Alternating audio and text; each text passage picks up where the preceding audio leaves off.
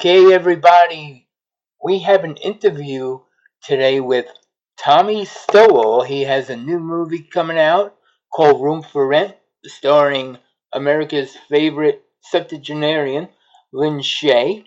This movie is coming out May 7th. We saw it. It was a pretty darn good movie. I enjoyed it. Very much so. Yep. And we sat down with Tommy, and we have an interview right now. Okay, so Tommy, we have your movie is Room for Rent, and this is going on. Is going to be streaming May 7th. Is that correct? That's right. It's released May 7th. It'll be on DVD and video on demand on all the usual platforms, cable, satellite, all that good stuff. Okay, and that is distributed by Uncorked? That's right. Okay. And this is, from what I was saying, because I was, checking IMDb and everything else. Is this your fourth feature that you've directed? Yeah, it is. It's my fourth feature film. Okay. And I had seen one other. Before seeing Room for Rent, I actually watched Aaron's Blood. I saw that on Prime. Oh, cool. And I really enjoyed that one as well. I think I might have missed that one. It's on. Thank you. I'll definitely give that one a second visit. I enjoyed that. Now, your other films, you wrote and directed those, correct? Yeah, my first three films I wrote and directed. This one, Room for Rent, is the first one I didn't write. I actually found the script from another writer whose name is Stuart Flack. And I love the script, so I wanted to make it. And so I optioned it from him and went from there. Okay. What attracted you specifically to the script? What was it about the script? Well, I really liked the main character of Joyce, and I thought she was just very interesting, and I thought she was funny and tragic, and I also had the idea when I was reading the script, I had the idea of approaching Lin Shaye to play her, and so that's what I did, and luckily she said yes, but once she was on board, I thought it was a really fun opportunity, and I thought it was a good opportunity, for her to show what she can do as well. Okay, great. And this is actually what your third time working with Lin Shaye? It is, yeah. She was in my first two films. This is the first time, she was in such a major role. This one, she's the main character, and she's pretty much in just about every scene as well. So I got to work with her, much longer this time, and we worked a lot together even before we started shooting. So it was a really fun experience. Yeah, because it's always a treat when you see Lin Shaye. Of course, now, as of the last decade, she's had this big boom, for the Conjuring series and everything. But heck, I remember her, all the way back from, Nightmare on Elm Street, and in fact, we were just watching Critters, and there was Lin Shaye and almost everything that New Line did, Oh yeah, she's been in lots of stuff, and she plays so many different kinds of characters. She's so versatile, and so she's quite a scene stealer in my opinion. Yeah, and if you don't mind, because you can do the film more justice than I possibly can you give a brief synopsis of the film? Yeah, sure. The film is about a woman whose husband dies, and she's left on her own for the first time in her life, and and she's left without a lot of money, so she has to figure out how to take care of herself.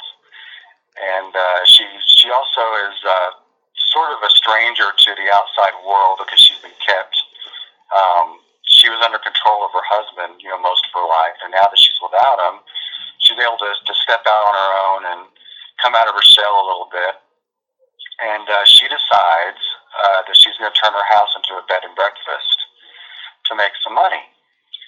And so she does that, and she starts renting a room out to these people and exposing herself to people that she's never really been around before, and she finally comes across this young man, this drifter, sort of mysterious character, and he ends up becoming a long-term tenant, and she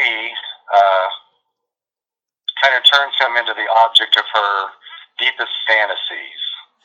And so the story kind of goes from there. She becomes obsessed with this a person who isn't aware that she's quite obsessed with him, and so she makes quite a transformation in the film.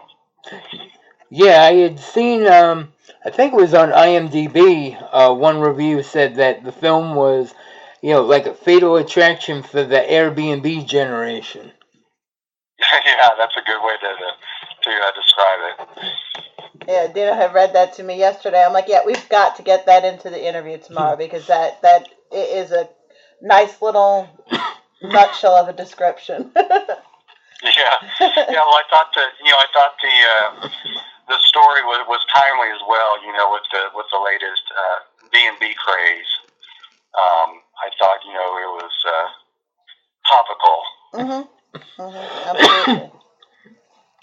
Yeah, and one thing that going back to Lin Shaye, and I was telling Michelle while we were watching it, I said it's amazing because even at her her creepiest moments, you can go from being creeped out, and then the next scene absolutely wanting to hug her.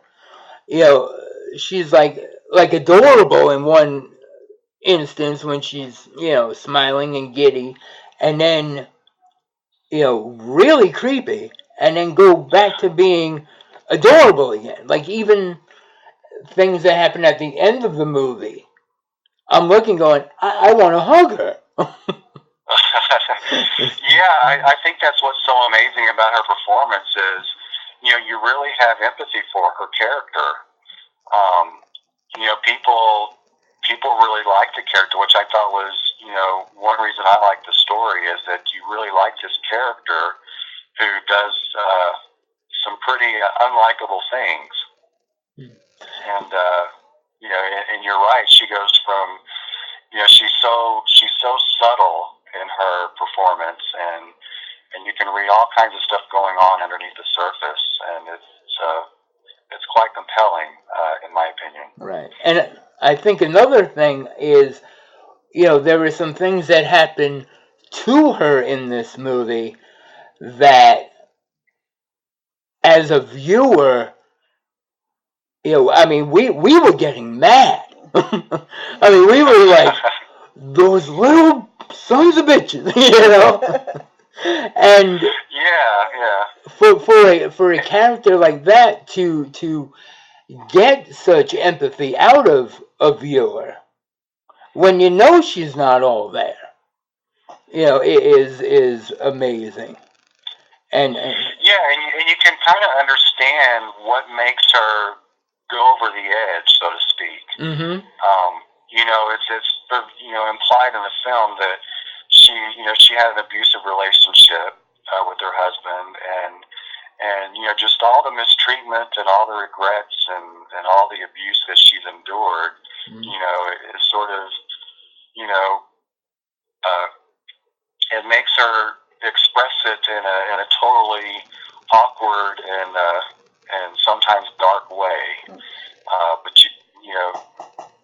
the way she does it, you can kind of understand, what causes her to go there. Well, from a woman's perspective, and a woman who used to read a lot of romance novels, it was her chance to escape into one of them. That's right. That's right. She found a doorway, she found a chance, and she's like, okay, I'm going to leave this life that I've never enjoyed, and I'm going to escape.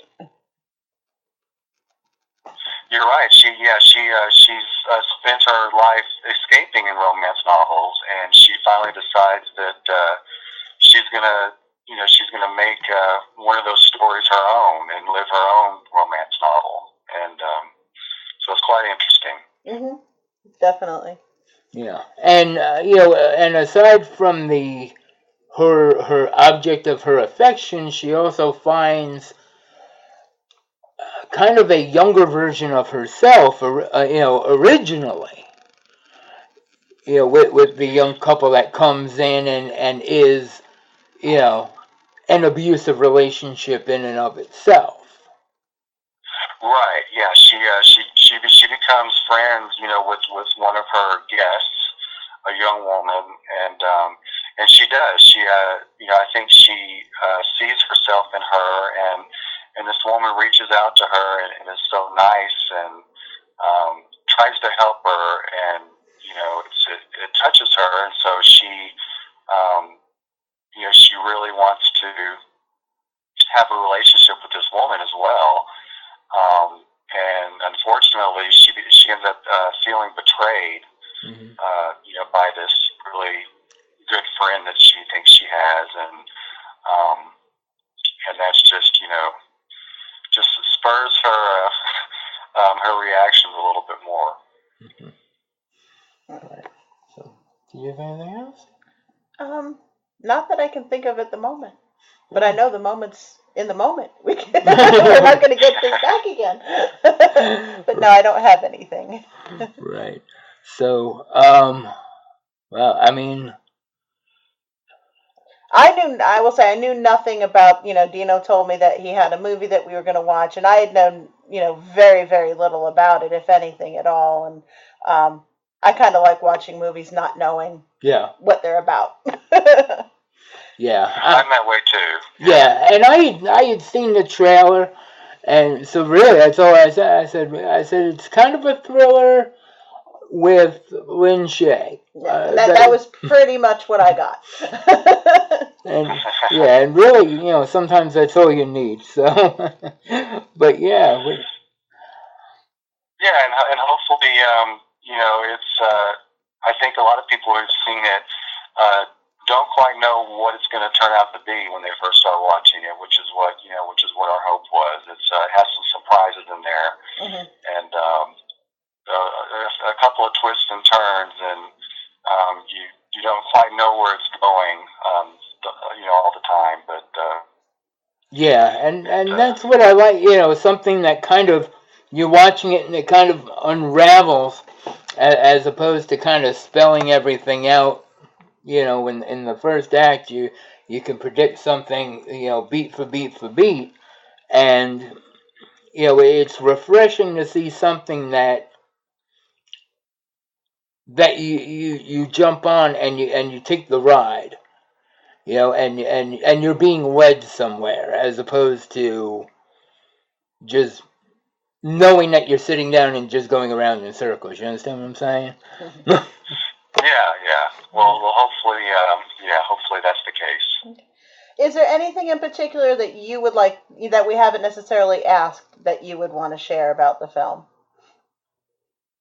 Well, like I said, it does come out May 7th, and we have a website. If anyone wants to look up where it's available, we'll have all that listed on our website, and that is RoomForRentTheMovie.com.